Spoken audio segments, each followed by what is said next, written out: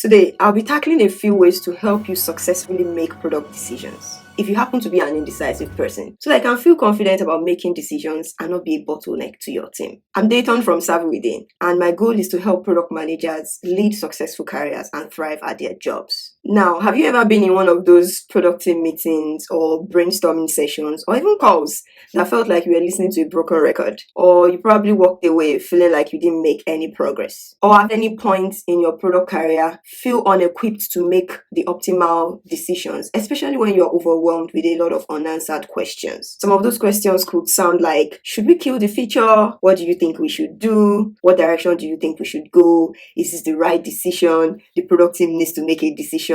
Let's circle back on this next week. Those are the kind of questions you get that make you feel overwhelmed when you're saddled with the responsibility of making a decision. Well, the good news is now you're a product manager, but you're responsible for making decisions that can impact your team's and organization's success and personally your career trajectory. I'm going to be covering two different angles or approaches to maximize your decision-making process. Those two angles are maximizing systems and maximizing people. So let's start with some broad definitions. What exactly are systems?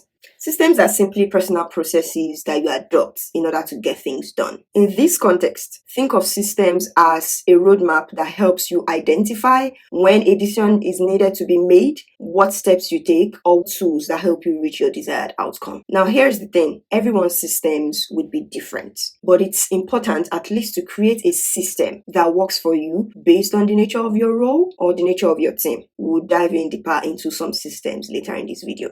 Secondly, maximizing people. Being aware of your strengths and limitations, as well as those of your teams, is key to making successful product decisions. So by leveraging everyone's skills to the best of your ability, you can accomplish more together than you could do alone. We would also touch on people later in this video. So let's get started with how maximizing systems can help with your product decision making. The first element of systems that I would like to touch on is time. For time, you need to know two things. One is the catalyst. That is, when do you know that you need to make a decision? And the second aspect of time is how long do you have to make a decision? Basically, what is the time to decide?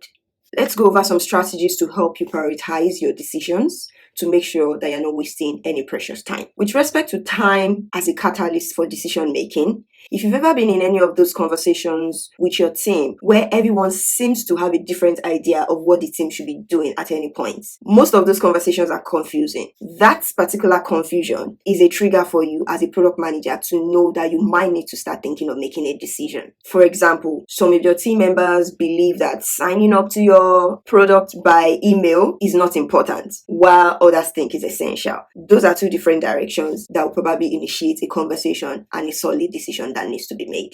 You need to watch out for those confusion and misalignment within your team, because those can actually be catalysts for you to make a decision and get everyone on the same page. Now, with respect to time to decide, making a decision is one thing, but committing to it is a whole different conversation. You want to identify when you need to make a commitment by, which basically means figuring out how long you have until you have to finalize your decision. You need to know that very early in the conversation. Some product decisions are urgent and they need to be made ASAP for your team to move forward, while some other decisions can wait for a couple of days or weeks and your team can still move forward today, but could potentially be an issue in a couple of weeks if not addressed. But the good news is that with practice and experience, you can start to anticipate the time to decide based on your familiarity with your product or with the area of the product that you're managing. Identifying your time to decide early in the process would go a long way to help you avoid unnecessary pressure based on falsely induced timelines from your team or the people that you work with,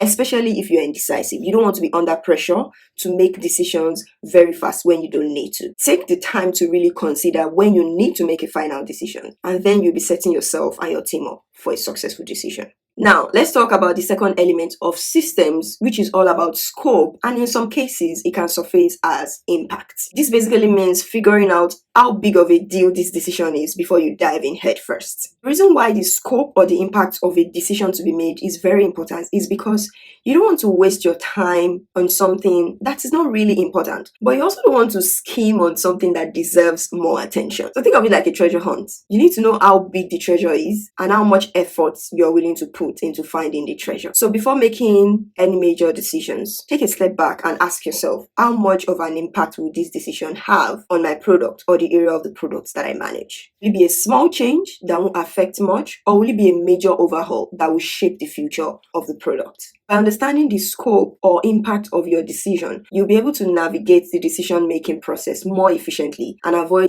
getting lost in the weeds when you don't need to. To get an idea of the scope of the decision that you need to make, here are some questions that you can start asking. Are you just looking to do something that is good enough, or do you want the absolute best job possible right out of the gate? Because not every product decision requires the best job possible. This will help you determine if you need it to be a satisfier or a maximizer. If you have very clear criteria for success, or if the outcome can be more open-minded and potentially evolve into anything that you decide it to be, you need to know that. Another question is this a reversible decision, or is this something that you'll be stuck with for the long haul? This is because some product decisions can be easily changed if they don't yield the outcomes that you want, while others cannot be easily changed and you'll probably be stuck with them for a very long while. Ask yourself, will this affect my product in the next 10 days, 10 months, or even 10 years down the line? Now, from my experience, the vast majority of product decisions should be made quickly. This is important in order to free up your bandwidth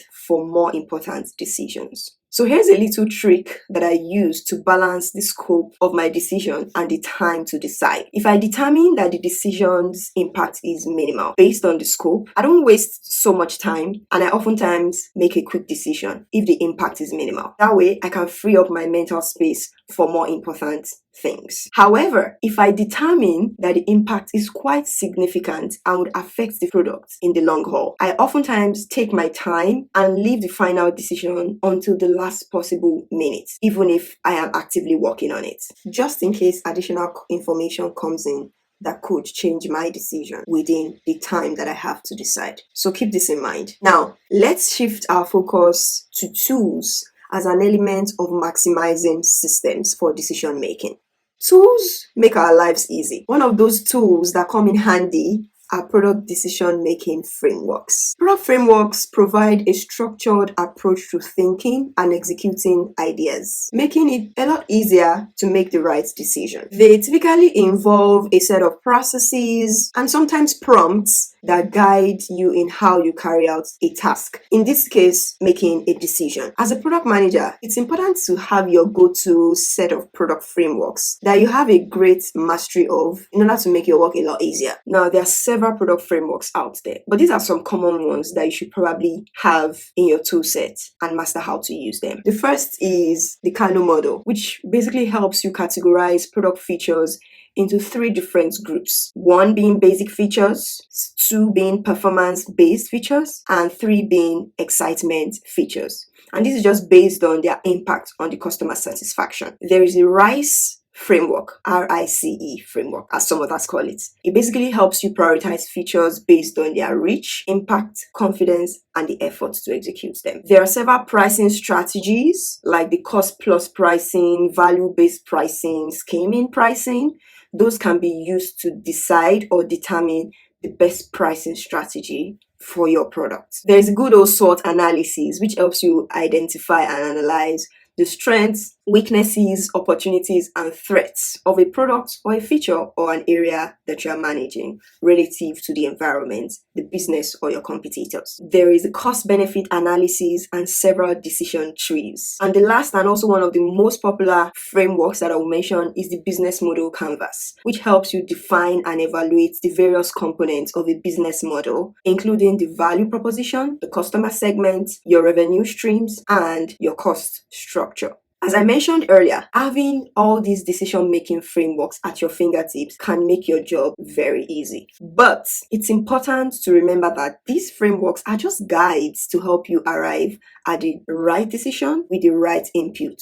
Do not feel restricted to use one framework. You can combine multiple frameworks and adapt them to suit your specific use case. The idea here with frameworks is to help you stay organized, collaborate effectively, and make well-informed decisions throughout your product development process with the right input, and eventually create products that meet the needs of your business goals. So go ahead, feel free to use and adapt those frameworks to your advantage. Before we wrap up this section on maximizing systems and later dive into people, let's touch on one more aspect of tools, which is data. Data, the big product topic. Data is one tool that may be considered a significant challenge or one of personal interest to you as a product manager. Having a really good grounding and understanding of data is crucial in transforming your product decision-making process. But there are a few things you should keep in mind when it comes to applying data as an effective decision-making tool. First off, it is important to understand and highlight the degree of confidence that you have in the data that you're relying on. And by degree of confidence, I mean how much assurance do you have in the completeness and accuracy of the data. This is oftentimes presented as a percentage or a score like 40% or 6 out of 10 degree of confidence. Now, tying the degree of confidence you have in your data to the scope or impact of the decision you need to make. If you have a fairly high degree of confidence in the data sets to support a low impact decision, for example, if your degree of confidence is 60%, you might consider relying on the data set to make the decision because it's a low impact decision. However, if your degree of confidence in the data set is low, for example, 30%, and you have to make a high impact product decision, you might want to rethink how you work with the data and how you make allowance for the margin of error, because 30% degree of confidence might be quite low for a high impact decision. Also, if you determine that your data is not the most accurate and the most complete, if the degree of confidence is low, the cost and significance of additional accuracy in the data they are relying on, and also the feasibility of obtaining additional accuracy are important factors to consider before you go ahead with refining your data. In some cases, you might find that a small increase in accuracy could lead to a significant impact on your decision. For example, when you're dealing with the health of people or when you're dealing with security, you might need a higher degree of accuracy in your data. But in some cases, an additional increase in accuracy might not make much difference in the direction you go. The volume or amount of data that you actually need to make a reliable decision may make a difference for more complex decisions. But for minor bug fixes, you may simply rely on a judgment call from your team without additional data to support it. Overall, the key idea with data is to strike the balance between the time and resources that you spend to obtain more data or more accuracy to facilitate an informed decision and the potential impact of the additional investments. It would always be a good idea to seek input and qualitative feedback from other sources like user feedback or expert opinions, just to make sure you're not only working on quantitative data to reach your desired outcome. So go on, use data to your advantage, but don't forget to consider the big picture and make whole product decisions, not in silos. Now, before we switch into talking about maximizing people, let's do a quick recap about maximizing systems.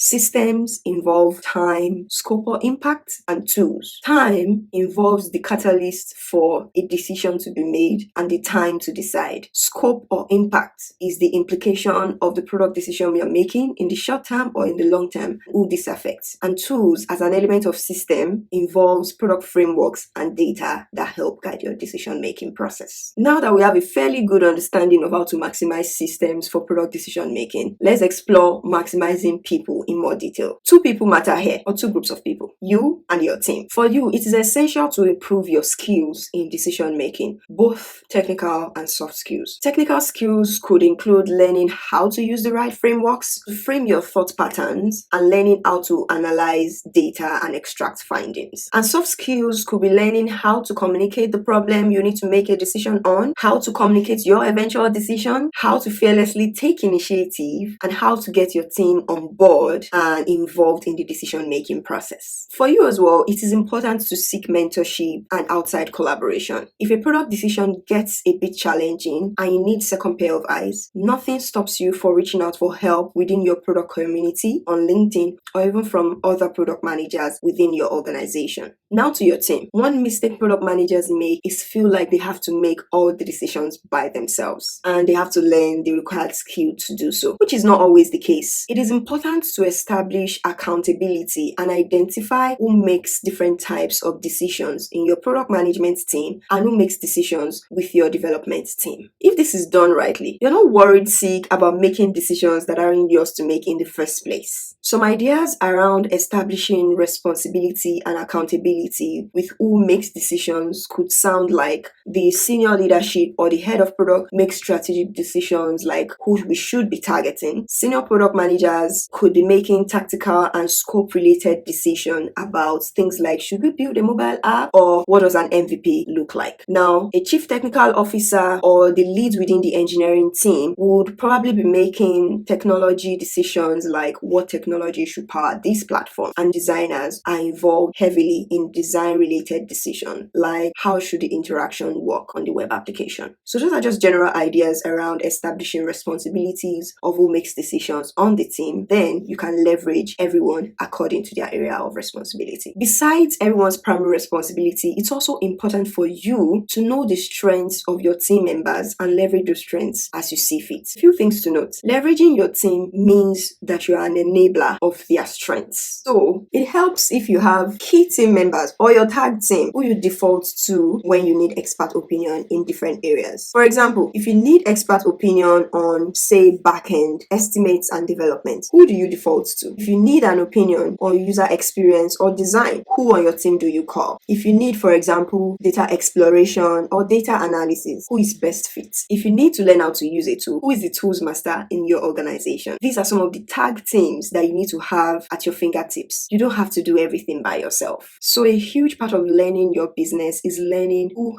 has the skills that can double up your decision-making process so you don't have to do the things that you do not need to do all by yourself. So be open to seeking guidance and input from others. No one knows everything. By doing so, you're not only getting valuable input, but you're showing your team members that you value their opinion and expertise. Remember that with a team, you have a diverse set of opinions in order to have innovative ideas and solutions. Your role as the product manager in facilitating decisions within a team is to ask the right questions, poke holes, play devil's advocate, and provide guardrails for the team to make decisions. A key takeaway here is that when leveraging your team for support, don't get carried away by collectivism and driving consensus and agreement with everyone. Some people may disagree, and that's okay, but the ultimate responsibility for the decision lies with you, even if you seek support from your team members. And as long as you've adopted the right information, skills, and tools in making a reasonable decision, then work on making the disagreeers join, even if they don't agree with you.